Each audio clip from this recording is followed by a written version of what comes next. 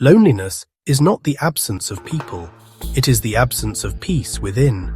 The Stoics, ancient philosophers from over 2,000 years ago, faced exile, loss, and isolation. And yet, they discovered ways to remain whole, even when left entirely alone. Today, their wisdom shows a path for anyone feeling abandoned, unseen, or empty. Consider the Stoic philosopher Musonius Rufus, banished from Rome not once, but twice. Imagine being forced to leave everything behind, home, family, friends, and live in a foreign land. Yet, he wrote that exile was not a prison, but a reminder that a human being carries all they truly need within themselves: the capacity to reason, to reflect, and to grow. Loneliness today may not come from exile, but from empty rooms, silent phones, and a world that moves too fast.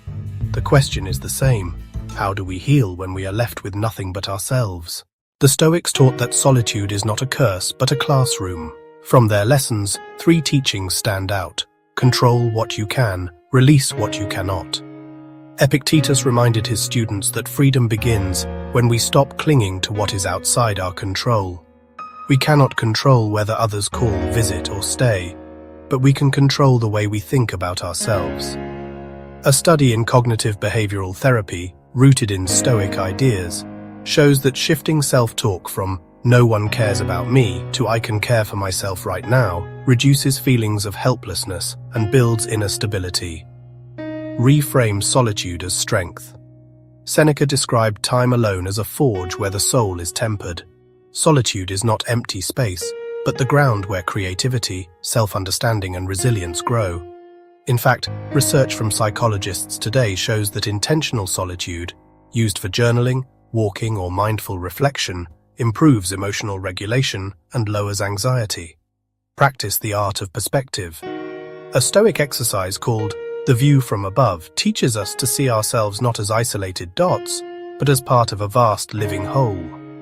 Imagine rising above your city, then your country, then the earth, until loneliness becomes smaller against the great web of human life.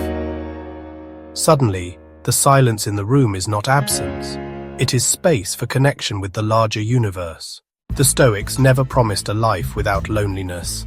They promised a way to endure it with dignity, to use it as a teacher rather than an enemy. Loneliness becomes bearable, not when others return, but when the soul learns it was never truly empty.